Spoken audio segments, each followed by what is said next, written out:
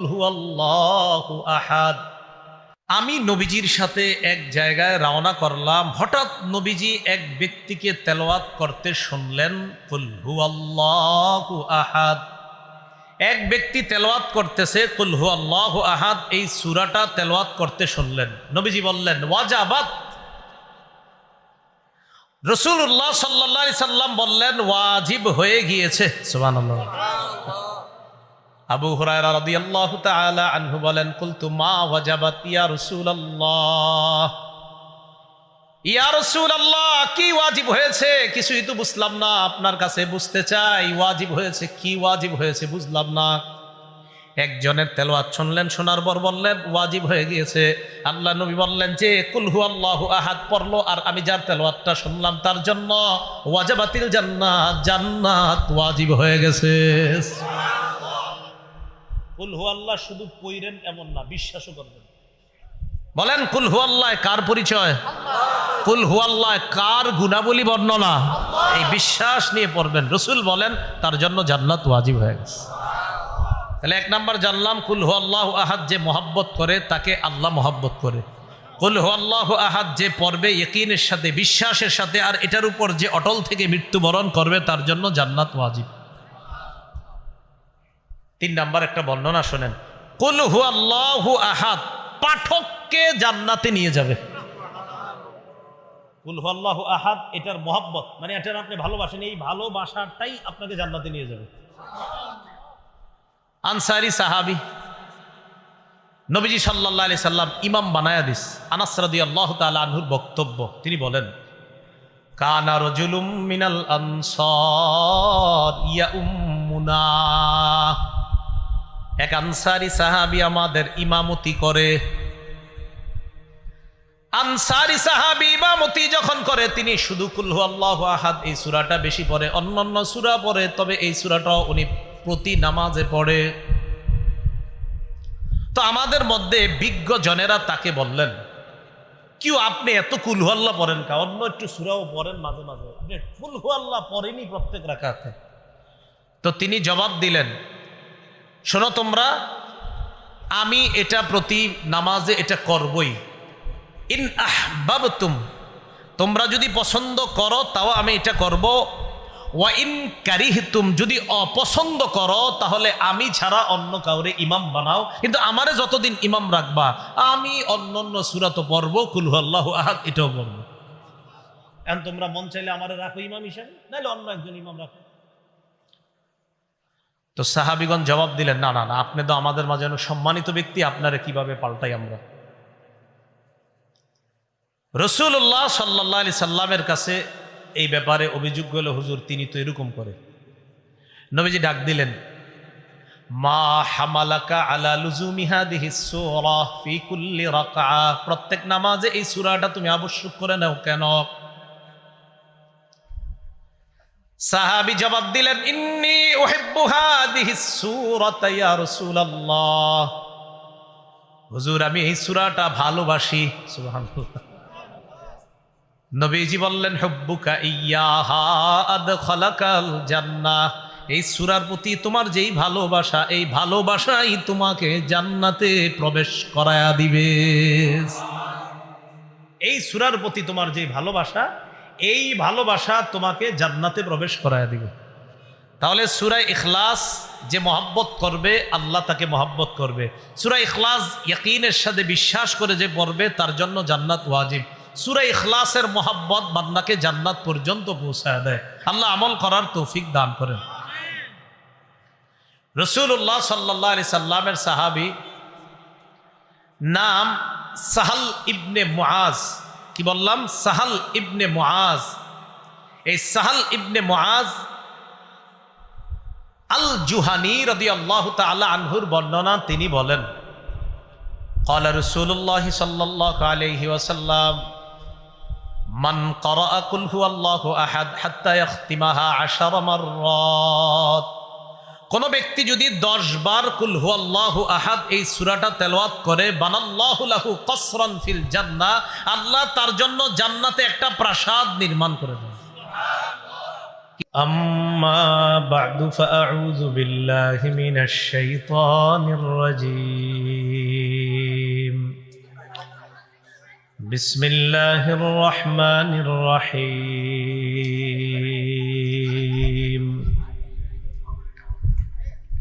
قل هو الله أحد الله الصمد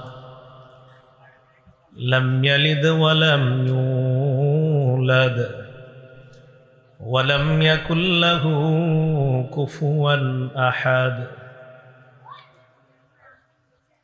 وقال رسول الله صلى الله عليه وسلم من قرأ قل هو الله أحد حتى يختمها 10 مرات بنى الله له قصرا في الجنة وقال عليه الصلاة والسلام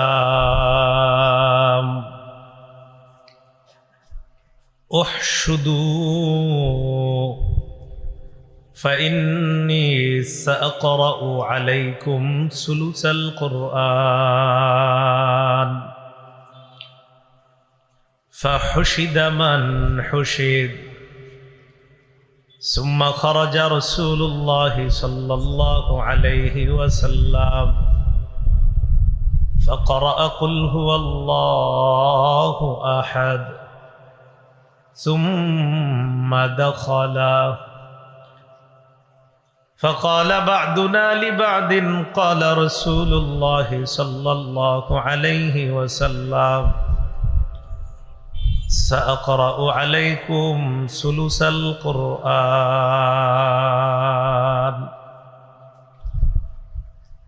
إني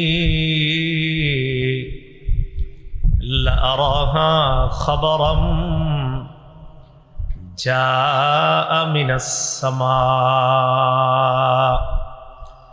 ثم خرج رسول الله صلى الله عليه وسلم فقال قد قلت لكم إني سأقرأ عليكم ثلث القرآن ألا وإنها لتعدل ثلث القرآن أو كما قال عليه الصلاة والسلام اللهم صل على محمد وعلى آل محمد كما صليت على إبراهيم وعلى آل إبراهيم إنك حميد مجيد اللهم بارك على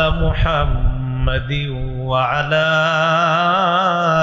آل محمد كما باركت على إبراهيم وعلى آل إبراهيم إنك حميد مجيد اللهم إني أعوذ بك من شر لساني وشر سمعي وشر بصري وشر مني ঐতিহাসিক সিরাতে রাসূল সাল্লাল্লাহু আলাইহি সাল্লাম ওয়াজ মাহফিলের সম্মানিত প্রধান অতিথি জনাব মোহাম্মদুল্লাহ জামশেদ, আমন্ত্রিত অতিথিবৃন্দ জনাব মোহাম্মদ জুবায়ের হোসেন জাভেদ, চেয়ারম্যান ৩ নং ভাদুর ইউনিয়ন, জনাব মোহাম্মদ হাসান ফয়সাল মাল, কাউন্সিলর ১ নং ওয়ার্ড রামগঞ্জ পৌরসভা, সভাপতি জনাব হাজি মোহাম্মদ দেলোয়ার হোসেন, কাউন্সিলর ৫ নং ওয়ার্ড রামগঞ্জ পৌরসভা। আমার আগে গুরুত্বপূর্ণ আলোচনা পেশ করেছেন বিশিষ্ট আলেমে দ্বীন মাওলানা ফেরদৌস আল আজাদ, খতিব, গোমাইল কেন্দ্রীয় জামে মসজিদ আশুলিয়া, ঢাকা। আরও গুরুত্বপূর্ণ আলোচনা পেশ করেছেন দেশের বুজুর্গ উলামায়ে কেরাম। আল্লাহ পাক রব্বুল আলামিনের দরবারে শুকরিয়া আদায় করছি, আল্লাহ আমাদেরকে এই মাহফিলে উপস্থিত হওয়ার তৌফিক দান করেছেন বলি আলহামদুলিল্লাহ। আমি আপনাদের সামনে পবিত্র কোরআনের সূরাতুল ইখলাস তেলাওয়াত করলাম। সূরাতুল ইখলাস এই সূরাটা নারী পুরুষ ছোট বড় কম বেশি প্রায় সকলের মুখস্থ। তিনটি অংশে এই সূরা সম্পর্কে আমরা আলোচনা শুনব। প্রথম, এই সূরাটা আল্লাহ কেন নাজিল করলেন। দ্বিতীয় আলোচনা, এই সূরার সরল অনুবাদ এবং অনুবাদের সাথে প্রাসঙ্গিক কিছু আলোচনা। তৃতীয় আলোচনা, এই সূরা পাঠ করার ফজিলত। আল্লাহ ধৈর্যের সাথে কথাগুলা শুনে আমল করার তৌফিক দান করেন। আমিন। এই সূরা আল্লাহ কেন নাজিল করলেন? তাফসীরের কিতাবে অনেকগুলো বর্ণনা পাওয়া যায়। প্রথম বর্ণনাটি আমরা আব্দুল্লাহ ইবনে আব্বাস রাদিয়াল্লাহু তাআলা আনহুমার বর্ণনা থেকে জানব। তিনি বলেন, আন্নাল ইয়াহুদা জাআতিন নবিয়্য সাল্লাল্লাহু আলাইহি ওয়াসাল্লাম মিনহুম কাব ইবনুল আশরাফ ওয়া হুয়াই ইবনু আখতাব فقالوا للنبي صلى الله عليه وسلم صف لنا ربك الذي بعثك। একদল ইহুদি রাসূলুল্লাহ সাল্লাল্লাহু আলাইহি ওয়াসাল্লামের কাছে আসলো। ইহুদিদের মাঝে কাব ইবনে আশরাফ এবং হুয়াই ইবনে আখতাব এই দুইজন বিখ্যাত ইহুদিও ছিল। কাব ইবনে আশরাফ ওই ব্যক্তি যে ব্যক্তি রাসূল সাল্লাল্লাহু আলাইহি সাল্লামকে প্রচুর পরিমাণ গালমন্দ করত। তো এই কাব ইবনে আশরাফ এবং হুয়াই ইবনে আখতাব এই দুইজন যারা তাদের স্ব গোত্রের মানুষদের কাছে বিখ্যাত ব্যক্তি হিসাবে পরিচিত ছিল। তো ইহুদিরা যারা রাসূলের কাছে আসছে তাদের মাঝে এই দুইজন উল্লেখযোগ্য ব্যক্তি ছিল। ফাকালু লিন-নবী সাল্লাল্লাহু আলাইহি ওয়াসাল্লাম সিফ লানা রাব্বাকাল্লাযী বাআসাক। তারা রাসূলুল্লাহ সাল্লাল্লাহু আলাইহি সাল্লামকে বলল, যেই রব তোমাকে প্রেরণ করেছেন, পাঠিয়েছেন, যেই রব তোমাকে প্রেরণ করেছেন, পাঠিয়েছেন, ওই রবের গুণাবলী আমাদের কাছে তুমি বর্ণনা করো। ফাআনজালাল্লাহু তাআলা কুল হুয়াল্লাহু আহাদ।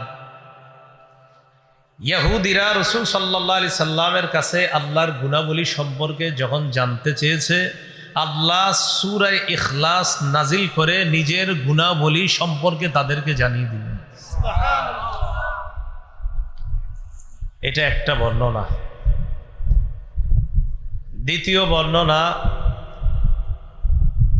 উবাই ইবনে কাব রাদিয়াল্লাহু তাআলা আনহুর বর্ণনা। সাহাবীদের মাঝে যিনি বিখ্যাত কারি হিসাবে প্রসিদ্ধ ছিলেন, এই উবাই ইবনে কাব রাদিয়াল্লাহু তাআলা আনহু তিনি বলেন, আন্নাল মুশরিকিনা ক্বালু লিন-নবী সাল্লাল্লাহু আলাইহি ওয়াসাল্লাম উনসুব লানা রাব্বাকা। মুশরিকরা রাসূলুল্লাহ সাল্লাল্লাহু আলাইহি সাল্লামকে বলল, তুমি তোমার রবের বংশ পরিচয় আমাদেরকে দাও, তোমার রবের নসবনামা আমাদের কাছে পেশ করো। ফানজালাল্লাহু তাআলা কুল হুয়াল্লাহু আহাদ। আল্লাহ পাক রব্বুল আলামিনের পরিচয় জানতে চাইল মুশরিকরা, আল্লাহ সূরা ইখলাস নাজিল করে নিজের পরিচয় দিয়ে দিলেন। তৃতীয় বর্ণনা জাবের রাদিয়াল্লাহু তাআলা আনহুর বর্ণনা। عن جابر بن عبد الله رضي الله تعالى عنهما أن أعرابيا জাআ ইলান নবী সাল্লাল্লাহু আলাইহি ওয়াসাল্লাম فقال انسب لنا ربك يا محمد। জাবির ইবনে আব্দুল্লাহ রাদিয়াল্লাহু তাআলা আনহুর বর্ণনা, এক গ্রাম্য ব্যক্তি আল্লাহ রাসূলের কাছে এসে বলে, মুহাম্মদ, তুমি তোমার রবের বংশ পরিচয় দাও, তোমার রবের নসবনামা দাও। ফাআনজালাল্লাহু তাআলা কুল হুয়াল্লাহু আহাদ, আল্লাহ সূরা ইখলাস নাজিল করে নিজের পরিচয় দিয়ে দিলেন। চতুর্থ বর্ণনা, আব্দুল্লাহ ইবনে মাসউদ রাদিয়াল্লাহু তাআলা আনহুর বর্ণনা, তিনি বলেন, ক্বালাত কুরাইশুন লিন-নবী সাল্লাল্লাহু আলাইহি ওয়াসাল্লাম, কুরাইশরা রাসূলুল্লাহ সাল্লাল্লাহু আলাইহি সাল্লামকে বলল, উনসুব লানা রাব্বাক, মুহাম্মদ, তুমি তোমার রবের বংশ পরিচয় দাও, তোমার রবের নসবনামা আমাদের কাছে পেশ করো। ফানজালাল্লাহু তাআলা কুল হুয়াল্লাহু আহাদ, আল্লাহ সূরা ইখলাস নাজিল করে কুরাইশদেরকেও নিজের পরিচয় জানায় দিলেন। ইহুদিরাও জানতে চাইল গুণাবলী, গ্রাম্য ব্যক্তি জানতে চাইল রবের বংশ পরিচয়, মুশরিকরা জানতে চাইল রবের বংশ পরিচয়, কুরাইশরা জানতে চাইল রবের বংশ পরিচয়। তাদের সকলের বক্তব্যের জবাবে আল্লাহ পাক রব্বুল আলামিন সূরাতুল ইখলাস নাজিল করে নিজের গুণাবলী এবং নিজের পরিচয় সংক্ষিপ্ত সূরার মধ্যে ব্যাপকভাবে আল্লাহ জবাবটা দিয়ে দিয়েছে। সূরাটা সংক্ষিপ্ত, গবেষণা করলে ব্যাপক। রাসূলুল্লাহ সাল্লাল্লাহু আলাইহি সাল্লাম বলেন, লিকুল্লি শাইইন নিসবাহ, প্রত্যেকটা জিনিসের একটা নিসবত থাকে, প্রত্যেকটা জিনিসের একটা নিসবত থাকে, সম্পর্ক।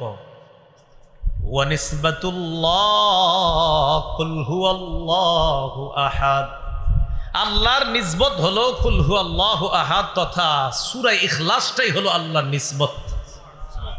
সব জিনিসের একটা নিসবত থাকে, আল্লাহর নিসবত হলো কুল হুয়াল্লাহু আহাদ। তাহলে এই সূরাটার গুরুত্ব অনেক বেশি। আল্লাহ আমাদের সকলকে আমাদের রবের পরিচয় কেউ জানতে চাইলে আমরা সংক্ষিপ্তভাবে এই সূরাটা পাঠ করে দিয়ে বলবো এটাই আমাদের রবের পরিচয়। দ্বিতীয় আলোচনা, এই সূরার অনুবাদ শুনবো আমরা এখন, সংক্ষিপ্ত অনুবাদ। আল্লাহ পাক রব্বুল আলামিন তাদেরকে জানিয়ে দিলেন, কুল, নবী আপনি বলেন, হুয়াল্লাহ, তিনি আল্লাহ, আহাদ, তিনি একক অদ্বিতীয়, আল্লাহুস সামাদ, আল্লাহ অমুখাপেক্ষী, কারো মুখাপেক্ষী নন তিনি। অমুখাপেক্ষী কাকে বলে আল্লাহ পরে নিজেই ব্যাখ্যা দিচ্ছেন, লাম ইয়ালিদ ওয়া লাম ইউলাদ, যিনি কাউকে জন্ম দেন না, যিনি কারো থেকে জন্ম নেন না। জন্মগ্রহণ করলে মৃত্যুবরণ করা লাগে, জন্মগ্রহণ করলে মৃত্যুবরণ করা লাগে। এজন্য সারা জীবন মনে রাখবেন, লাইসা শাইউন ইউলাদু ইল্লা সায়ামুত ওয়া লাইসা শাইউন ইয়ামুতু ইল্লা সায়ুওয়ারিস।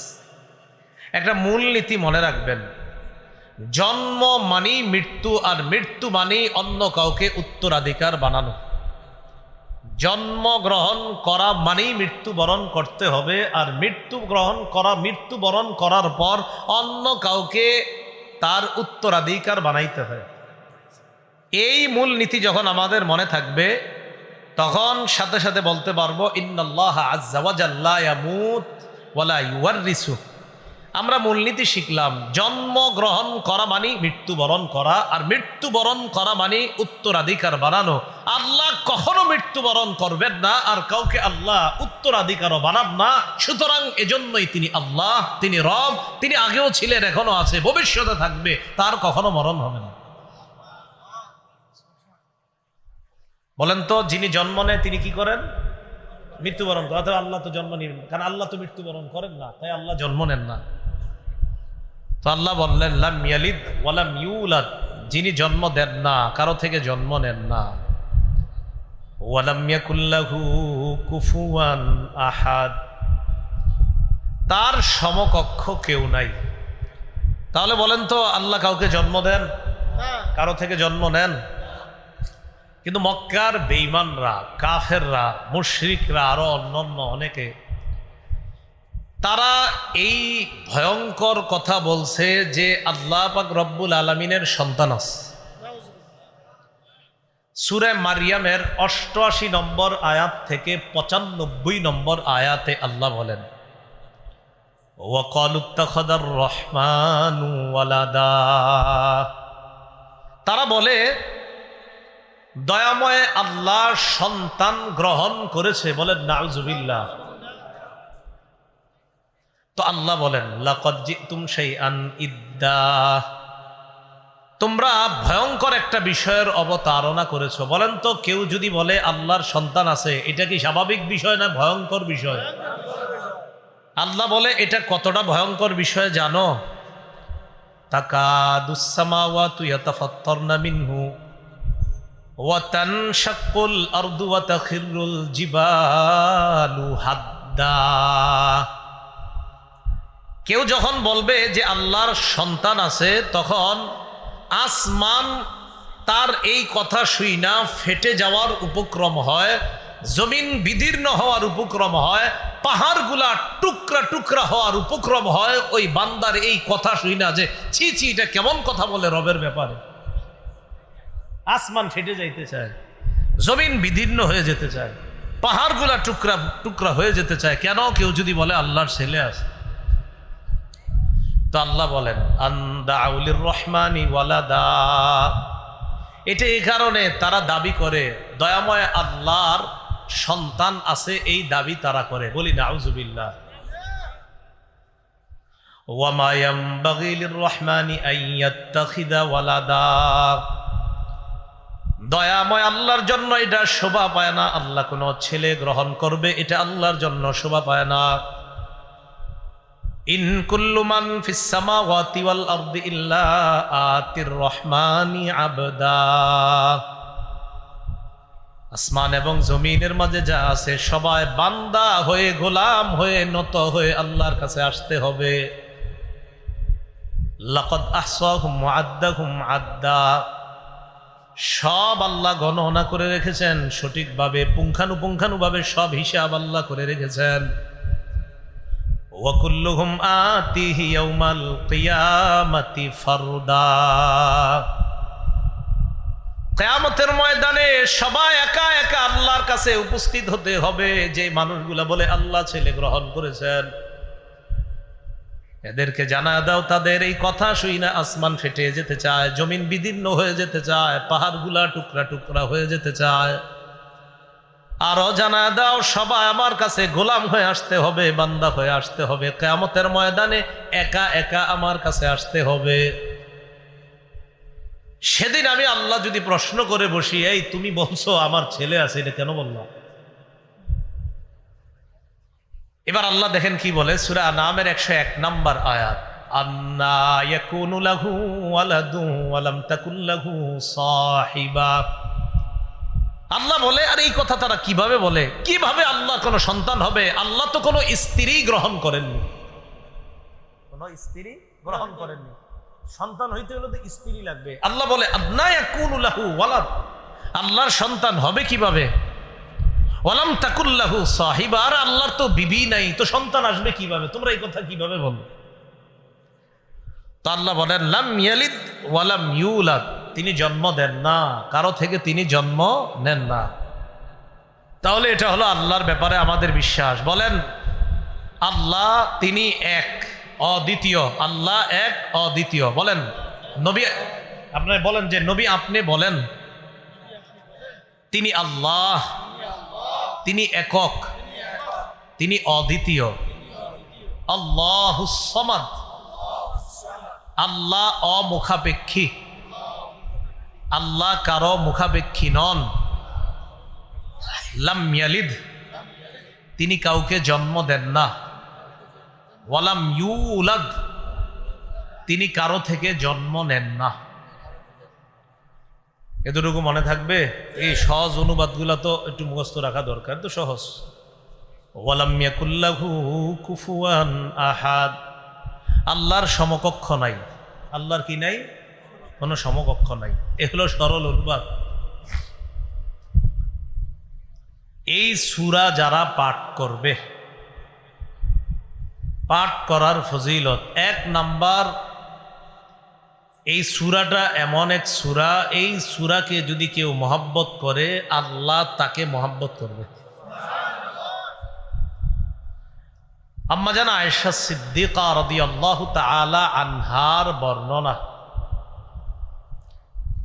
তিনি বলেন আন্না রাসূলুল্লাহ সাল্লাল্লাহু আলাইহি ওয়াসাল্লাম বা'আসা রাজুলান আলা সারিয়া,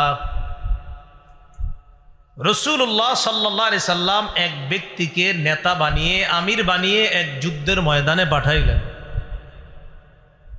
ওয়া কানা ইয়াকরাউ লিআসহাবিহি ফি সালাতিহিম ফায়াখতিমু বিকুল হুয়াল্লাহু আহাদ, যাদের আমির বানাইলেন তাদেরকে নিয়ে তিনি যখন নামাজ আদায় করেন, নামাজের মধ্যে, প্রতি নামাজের মধ্যে তিনি কুল হুয়াল্লাহু আহাদ এই সূরাটা পড়েন। যত নামাজ পড়ে সব নামাজের মধ্যে এই সূরাটা আছে, কুল হুয়াল্লাহু আহাদ এটা পড়বেই উনি। ফালাম্মা রাজাউ যাকারু যালিকা লিন-নবী সাল্লাল্লাহু আলাইহি ওয়াসাল্লাম, সাহাবীগণ যখন ফিরে আসলেন আল্লাহর রাসূলের কাছে, অভিযোগ করলেন, ইয়া রাসূলুল্লাহ, যাকে আমাদের আমির বানাইলেন এই ব্যক্তি যতবার নামাজ পড়ায় ততবার প্রতিটা নামাজের মধ্যে অন্যান্য সূরার পাশাপাশি কুল হুয়াল্লাহু আহাদ এই সূরাটা তিনি পড়েন। তো রাসূলুল্লাহ সাল্লাল্লাহু আলাইহি সাল্লাম এই কথা শুনে বললেন, সালু, তাকে তোমরা জিজ্ঞাসা করো, লিআইয়ি শাইইন কানা ইয়াসনাউ যালিক, এই কাজ সে কেন করে একটু তাকে জিজ্ঞাসা করো। ফাসালু, জনগণ তাকে প্রশ্ন করলো, তুমি কুল হুয়াল্লাহু আহাদ এই সূরা কেন বেশি পড়ো? তিনি জবাব দিলেন, লিআন্নাহা সিফাতুর রহমান, এই সূরা এমন এক সূরা, এই সূরার মধ্যে আমার রবের পরিচয়, ইন্নী উহিব্বু আন আকরাআহা, আমার রবের পরিচয়টা আমার বারবার পড়তে ভালো লাগে।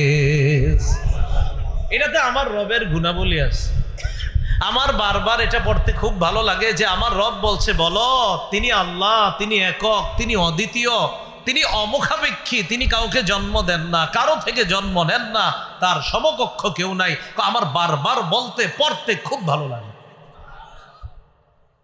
তো সাহাবীগণ গেছে, নবীজি সাল্লাল্লাহু আলাইহি সাল্লামকে বললেন, তিনি এই কারণে এই সূরাটা পাঠ করে। ফাকালা রাসূলুল্লাহ সাল্লাল্লাহু আলাইহি ওয়াসাল্লাম, রাসূলুল্লাহ সাল্লাল্লাহু আলাইহি সাল্লাম বললেন, আখবিরুহু আন্নাল্লাহা ইউহিব্বুহু, তাকে জানিয়ে দাও সে যেহেতু কুল হুয়াল্লাহু আহাদ এই সূরাটা পছন্দ করে, সূরার মধ্যে তার রবের গুণাবলী তাই এটা পছন্দ করে, তাকে জানা দাও যেমনি ভাবে রবের গুণাবলী তার পছন্দ, তার ভালো লাগে, সে ভালোবাসে, তেমনি ভাবে আল্লাহও তাকে ভালোবাসেন, আল্লাহ তাকে মহব্বত করেন, আল্লাহ তাকে ভালোবাসে, তাকে জানা দেন। তো কুল হুয়াল্লাহু আহাদ এই সূরা যে ভালোবাসবে তাকে কে ভালোবাসেন? আল্লাহ। তাহলে এই সূরার ভালোবাসা আমাদের মধ্যে থাকার দরকার। আল্লাহ আমাদের সকলকে সূরা ইখলাসকে মহব্বত করার তৌফিক দান করেন। সূরা ইখলাস যখন আমরা পড়ব তখন একটা হাদিস, যদি পারি আর কি হাদিসের অনুবাদটা মাথায় রাখবো। সহিহ বুখারীর বর্ণনা 4482 নম্বর হাদিস। এই হাদিসের বর্ণনাকারী আব্দুল্লাহ ইবনে আব্বাস রাদিয়াল্লাহু তাআলা আনহুমা, তিনি বলেন, আন্না রাসূলুল্লাহ সাল্লাল্লাহু আলাইহি ওয়াসাল্লাম ক্বাল, রাসূলুল্লাহ সাল্লাল্লাহু আলাইহি সাল্লাম বলেন, ক্বাল আল্লাহু আযজা ওয়া জাল, আল্লাহ পাক বলেছেন, নবীজি বলেন আল্লাহ পাক বলেছেন, এটাকে হাদিসে কুদসি বলে। তো আল্লাহ বলেন, কাযযাবানি ইবনু আদম ওয়া লাম ইয়াকুন লাহু যালিক, আল্লাহ বলে যে আদম সন্তান আমার ব্যাপারে মিথ্যা কথা বলে, অথচ এটা তার জন্য বলা ঠিক না। আল্লাহ বলেন আদম সন্তান আমার ব্যাপারে মিথ্যা কথা বলে, এটা তার জন্য বলা ঠিক না। এরপরে কি কয় দেখেন, ওয়া শাতামানি ওয়ালাম ইয়াকুল লাহু যালিক, আদম সন্তান আমারে গালি দেয় অথচ সে আমাকে গালি দেওয়াটা ঠিক না। বলেন নাউজুবিল্লাহ। আদম সন্তান আমার ব্যাপারে মিথ্যা কথা বলে, আদম সন্তান আমাকে গালি দেয়। তো আল্লাহ বলে আদম সন্তান আমার ব্যাপারে মিথ্যা বলে, মিথ্যা বলাটাও তার জন্য উচিত না, আমাকে গালি দেওয়াও তার জন্য উচিত না, অথচ সে আমার ব্যাপারে মিথ্যাও বলে, আমাকে সে গালিও দেয়। এখন প্রশ্ন হলো কিভাবে আল্লাহর ব্যাপারে আদম সন্তান মিথ্যা বলে আর কিভাবে গালি দেয়? আল্লাহ নিজে বলছেন, আম্মা তাকযিবুহু ইয়া, সে আমাকে গালি দেয় এই বলে, সে বলে আন্নী লা আকদিরু আলা আন আউদাহু কামা কান, সে যেমন আছে, এই যে আমরা দুনিয়াতে যেমন আছি, সে গালি দিয়ে বলে আমি আল্লাহ নাকি তাকে এইভাবে আবার কিয়ামতের ময়দানে সৃষ্টি করতে পারবো না। সে আমার ব্যাপারে এই মিথ্যা কথা বলে। আদম সন্তান কিভাবে মিথ্যা বলে? সে বলে আমি নাকি, সে বর্তমানে যেমন আছে আমি নাকি তাকে এমন এইভাবে আবার নাকি কিয়ামতের ময়দানে আমি তাকে বানাতে পারবো না, এটা সে আমার ব্যাপারে মিথ্যা বলে। আল্লাহ আমাদেরকে বর্তমানে এই মাঠে আমরা যেভাবে বসে আছি এইভাবে বানাইতে সক্ষম কে? আবার অন্য হাদিস, এই হাদিসে না, এটা সহিহ বুখারীর 4482 নম্বর হাদিস। অন্য বর্ণনায়, বুখারীর অন্য বর্ণনায় আল্লাহ বলেন ওয়ালাইসা আউয়ালুল খালকি বিআহওয়ানা আলাইয়া, অথচ তারে যে আমি প্রথম বানাইছি, এই প্রথম বানানোটা দ্বিতীয়বারের চেয়ে সহজ ছিল না। আরে বলেন, প্রথম কোনো জিনিস বানানো আর পরে আবার এটার মতো বানানো, তাহলে দ্বিতীয়টা বানানো অবশ্যই সহজ, প্রথমটা বানানো কঠিন। আল্লাহ বলে প্রথম তাকে আমি বানাইলাম, এটা তো দ্বিতীয়বারের চেয়ে কঠিন ছিল না, সহজ ছিল না। প্রথমবারেরটা কঠিন হয়, দ্বিতীয়বারেরটা আরো সহজ হয়। যেই আল্লাহ আমি তোমারে প্রথমবার বানাইলাম, তো দ্বিতীয়বার বানানো তো আমার কাছে কোনো ব্যাপার না। আদম সন্তান আমার ব্যাপারে মিথ্যা কথা বলে, আমি নাকি তাকে যেইভাবে আছে এইভাবে বানাতে পারবো না। আল্লাহ বলে বানাতে পারবো অবশ্যই। কেমন বলেন তো? আমাদের পৃথিবীতে 7 জন 8 জন 10 জনের চেহারা যদিও মিলে যায়, আমাদের কি মিলবে না? আঙ্গুলের ছাপ মিলবে না। আল্লাহ পাক রব্বুল আলামিন বলেন আয়াহসাবুল ইনসানু আল্লান নাজমা'a ইযামা বালা কাদিরিনা আলা আন নুসাউইয়া বানানা। মানুষ কি মনে করে আল্লাহ নাজমা ইযামা, আমি তার হাড় হাড্ডি এগুলো একত্রিত করতে পারবো না? এটা কি মানুষ মনে করে? আল্লাহ বলে বালা কাদিরিনা আলা আন নুসাউইয়া বানানা, আমি পারবো না মানে আমি তার আঙ্গুলগুলা ছিল ওইগুলা ওইভাবে আমি আল্লাহ আবার বানাইতে সক্ষম। আঙ্গুলের কথা কেন বলছে? আঙ্গুলের কথা আল্লাহ এই কারণে বলছে, দুনিয়ার গবেষকগণে আল্লাহ গবেষণা করে, ও গবেষকরা তোমরা একটু গবেষণা করো, তোমরাই তো বলো আঙ্গুলের ছাপ পৃথিবীতে কারোটা কারোর সাথে মিলে না, আর এটা বাস্তবই, পৃথিবীতে আঙ্গুলের ছাপ এটা কারোটার সাথে কারোটা মিলে না। আল্লাহ বলে আঙ্গুলের ছাপ আব্দুর রহমানেরটা আব্দুর রহমানকে দিব, আরিফেরটা আরিফকে দিব, আব্দুর রহিমেরটা আব্দুর রহিমকে দিব।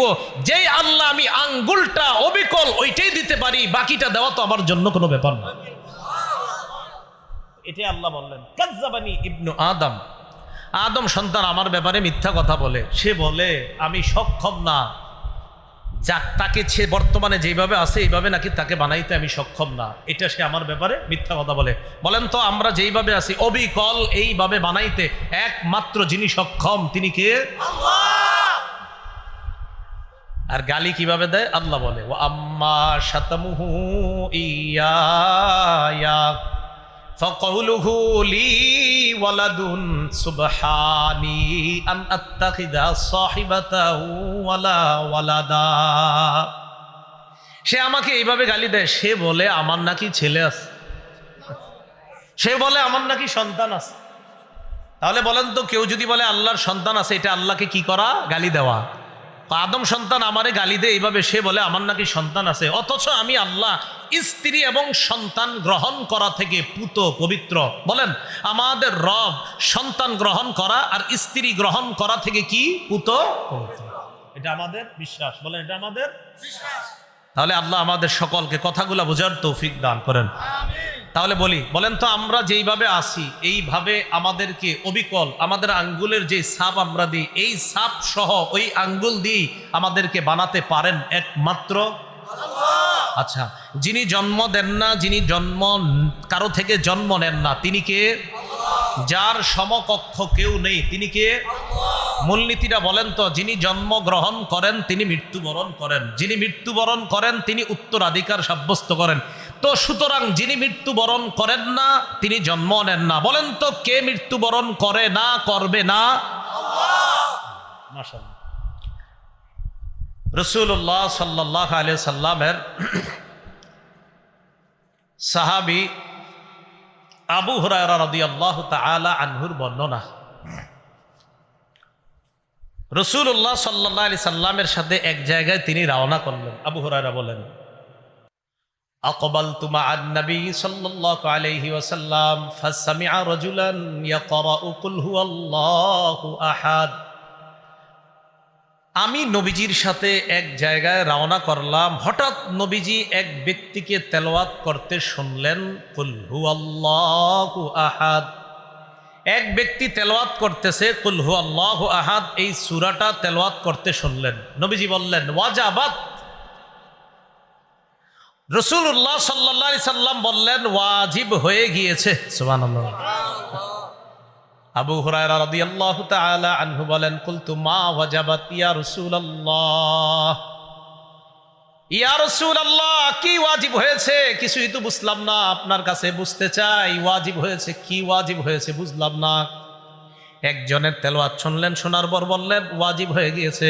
আল্লাহ নবী বললেন যে কুল হুয়াল্লাহু আহাদ পড়লো, আর আমি যার তেলাওয়াতটা শুনলাম তার জন্য ওয়াজাবাতিল জান্নাত, জান্নাত ওয়াজিব হয়ে গেছে। কুল হুয়াল্লাহ শুধু পড়েন এমন না, বিশ্বাসও করবেন। বলেন কুল হুয়াল্লাহ কার পরিচয়? কুল হুয়াল্লাহ কার গুণাবলী বর্ণনা? এই বিশ্বাস নিয়ে পড়বেন। রাসূল বলেন তার জন্য জান্নাত ওয়াজিব হয়ে গেছে। তাহলে এক নাম্বার জানলাম কুল হুয়াল্লাহু আহাদ যে মহব্বত করে তাকে আল্লাহ মহব্বত করে। কুল হুয়াল্লাহু আহাদ যে পড়বে ইয়াকিনের সাথে, বিশ্বাসের সাথে, আর এটার উপর যে অটল থেকে মৃত্যুবরণ করবে তার জন্য জান্নাত ওয়াজিব। 3 নাম্বার একটা বর্ণনা শোনেন, কুল হুয়াল্লাহু আহাদ পাঠককে জান্নাতে নিয়ে যাবে। কুল হুয়াল্লাহু আহাদ এটার মহব্বত মানে এটার আপনি ভালোবাসেন, এই ভালোবাসাটাই আপনাকে জান্নাতে নিয়ে যাবে। আনসারী সাহাবী, নবীজি সাল্লাল্লাহু আলাইহি সাল্লাম ইমাম বানায়া দিস। আনাস রাদিয়াল্লাহু তাআলা আনহুর বক্তব্য, তিনি বলেন কানা রাজুলুম মিনাল আনসার ইয়াউম্মুনা। এক আনসারী সাহাবী আমাদের ইমামতি করে। আনসারী সাহাবী ইমামতি যখন করে তিনি শুধু কুল হুয়াল্লাহু আহাদ এই সূরাটা বেশি পড়ে, অন্যান্য সূরা পড়ে, তবে এই সূরাটাও উনি প্রতি নামাজে পড়ে। তো আমাদের মধ্যে বিজ্ঞ জনেরা তাকে বললেন, কিউ আপনি এত কুল হুয়াল্লাহ পড়েন কা? অন্য একটু সূরাও পড়েন মাঝে মাঝে, আপনি কুল হুয়াল্লাহ পড়েনি প্রত্যেক রাকাতে। তো তিনি জবাব দিলেন, শোনো তোমরা, আমি এটা প্রতি নামাজে এটা করবই। ইন আহবাবতুম, তোমরা যদি পছন্দ করো তাও আমি এটা করব। ওয়া ইন কারিহতুম, যদি অপছন্দ করো তাহলে আমি ছাড়া অন্য কাউরে ইমাম বানাও, কিন্তু আমারে যতদিন ইমাম রাখবা আমি অন্যান্য সূরা তো পড়ব, কুল হুয়াল্লাহু আহাদ এটাও পড়ব। এখন তোমরা মন চাইলে আমারে রাখো ইমাম হিসেবে, নাহলে অন্য একজন ইমাম রাখো। তো সাহাবীগণ জবাব দিলেন, না না না, আপনি তো আমাদের মাঝে অনেক সম্মানিত ব্যক্তি, আপনারে কিভাবে পাল্টাই আমরা? রাসূলুল্লাহ সাল্লাল্লাহু আলাইহি সাল্লামের কাছে এই ব্যাপারে অভিযোগ গেল, হুজুর তিনি তো এরকম করে। নবীজি ডাক দিলেন, মা হামালাকা আলা লুজুমি হাদিহিস সূরা ফি কুল্লি রাকআ, প্রত্যেক নামাজে এই সূরাটা তুমি আবশ্যক করে নাও কেন? সাহাবী জবাব দিলেন, ইন্নী উহিব্বু হাদিহিস সূরাতা ইয়া রাসূলুল্লাহ, হুজুর আমি এই সূরাটা ভালোবাসি। সুবহানাল্লাহ। নবীজি বললেন হুব্বুকা ইয়্যাহা আদখালাকাল জান্নাহ, এই সূরার প্রতি তোমার যেই ভালোবাসা, এই ভালোবাসাই তোমাকে জান্নাতে প্রবেশ করায়া দিবে। এই সূরার প্রতি তোমার যে ভালোবাসা, এই ভালোবাসা তোমাকে জান্নাতে প্রবেশ করায়া দিবে। তাহলে সূরা ইখলাস যে মহব্বত করবে আল্লাহ তাকে মহব্বত করবে। সূরা ইখলাস ইয়াকিনের সাথে বিশ্বাস করে যে পড়বে তার জন্য জান্নাত ওয়াজিব। সূরা ইখলাসের মহব্বত বান্দাকে জান্নাত পর্যন্ত পৌঁছায় দেয়। আল্লাহ আমল করার তৌফিক দান করেন। রাসূলুল্লাহ সাল্লাল্লাহু আলাইহি সাল্লামের সাহাবী নাম সাহাল ইবনে মুআজ। কি বললাম? সাহাল ইবনে মুআজ। এই সাহাল ইবনে মুআজ আল জুহানি রাদিয়াল্লাহু তাআলা আনহুর বর্ণনা, তিনি বলেন ক্বালা রাসূলুল্লাহ সাল্লাল্লাহু আলাইহি ওয়াসাল্লাম মান ক্বারাআ কুল হুয়াল্লাহু আহাদ হাত্তা ইয়াখতিমাহা 10 মাররাত, কোন ব্যক্তি যদি 10 বার কুল হুয়াল্লাহু আহাদ এই সূরাটা তেলাওয়াত করে, বানাল্লাহু লাহু কসরান ফিল জান্নাহ, আল্লাহ তার জন্য জান্নাতে একটা প্রাসাদ নির্মাণ করে দেন। কি নির্মাণ করে দেন? প্রাসাদ। এই যে এটা বাড়ি করতেছে একজন সম্ভবত, এখন আপনাদের অনেকের মনে হইতেছে আর এটা যে কি করতেছে, আমার যদি হইতো। তো যেহেতু যাদের টাকা নাই, নগদ 10 বার সূরা ইখলাস পড়বে। 10 বার এখানে হইতেছে না, 10 বার পড়ে নেন হবে। হযরত ওমর ইবনুল খাত্তাব যখন এই বর্ণনা শুনলেন, শোনার পর বললেন হুজুর আপনি কি বললেন, 10 বার সূরা ইখলাস পড়লে জান্নাতে প্রাসাদ? নবীজি বললেন হ্যাঁ। ওমর বললেন ইজান নাস্তাকসিরু, তাহলে তো হুজুর আরো বেশি পড়তে হবে, প্রাসাদ আরো বাড়াইতে হবে। নবীজি বললেন আল্লাহু আকসারু ওয়া আতিয়াবু, ওমর যত বেশি পড়বা আল্লাহ তত বেশি দিবেন। একটা মুরসাল বর্ণনা, মুরসাল এটা আপনারা বুঝবেন না, এটা হাদিস শাস্ত্রের একটা পরিভাষা মুরসাল। বাকি এটা মুরসালুন জাইয়্যিদ, খুব ভালো মুরসাল।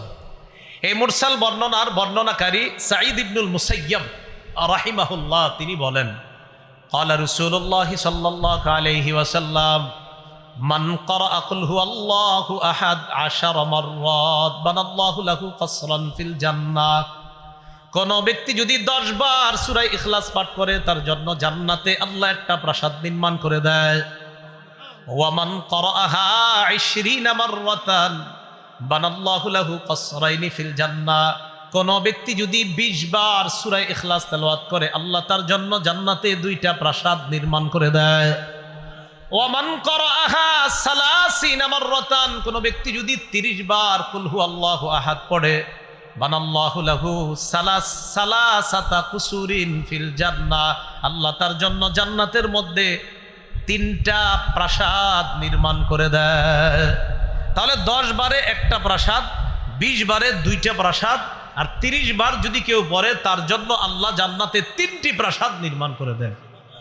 এই জন্য সূরা ইখলাস এটা আমরা পাঠ করব, আল্লাহ তৌফিক দান করেন।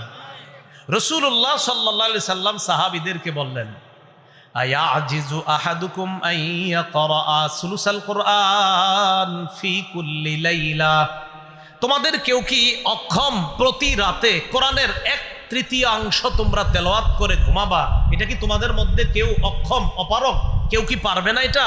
সাহাবীরা বলতেছে আইয়ুনা ইউতিকু যালিকা ইয়া রাসূলুল্লাহ, হুজুর এটা আবার কে পারবে? কোরআনের 1/3 তেলাওয়াত করা সবার জন্য তো সহজ না বিষয়টা হুজুর। নবীজি বললেন কুল হুয়াল্লাহু আহাদ সুলুসুল কুরআন, রাতে একবার কুল হুয়াল্লাহু আহাদ পড়ে যদি ঘুমাও, কোরআনের 3 ভাগের 1 ভাগ তেলাওয়াত করে তুমি ঘুমাইলা, মানে 3 ভাগের 1 ভাগ তেলাওয়াতের সওয়াব পেয়ে গেল।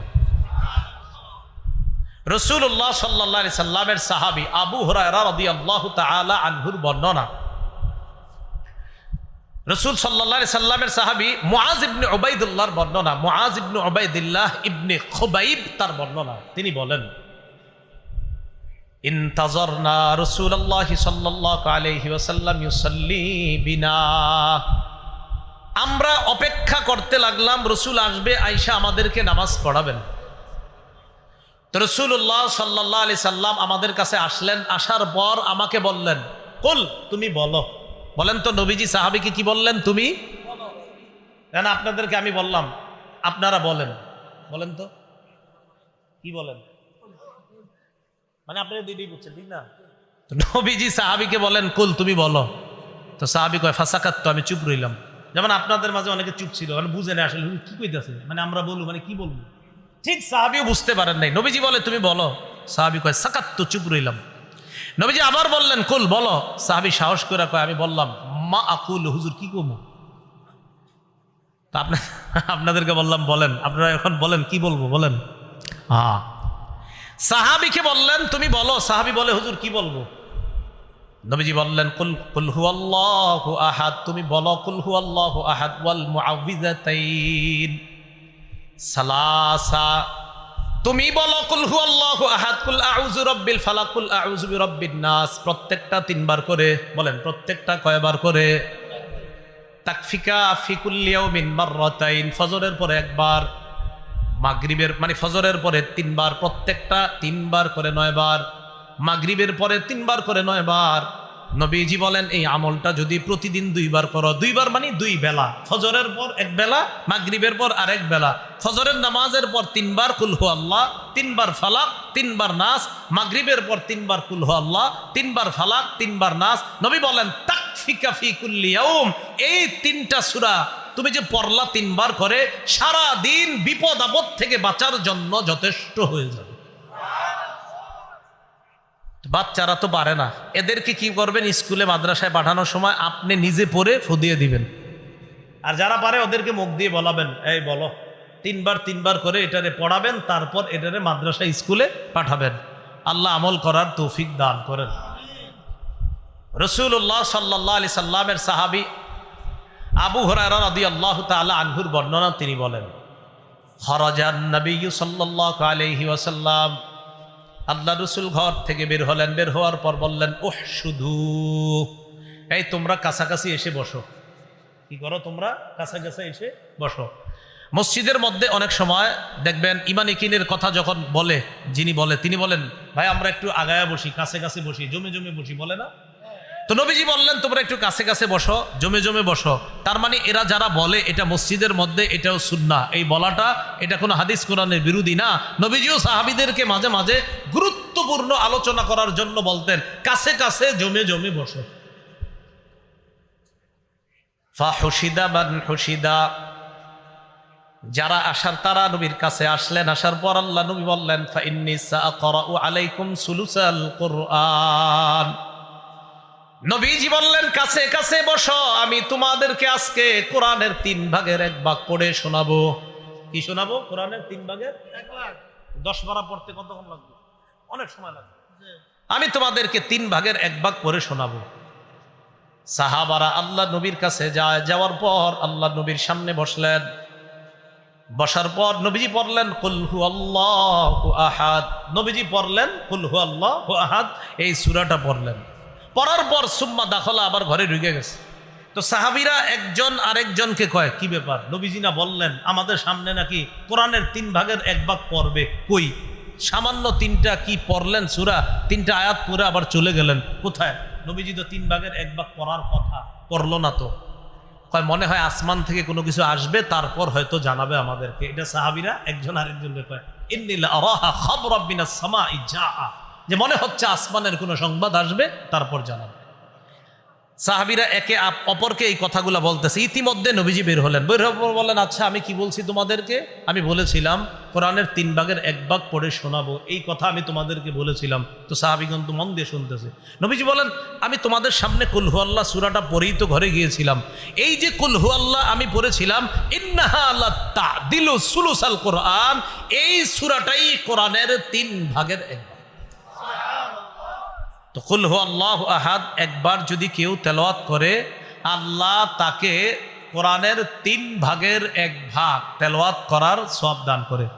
তো 2 বার যদি কেউ পড়ে, কোরআনের 3 ভাগের 2 ভাগ তেলাওয়াত করার সওয়াব দান করে।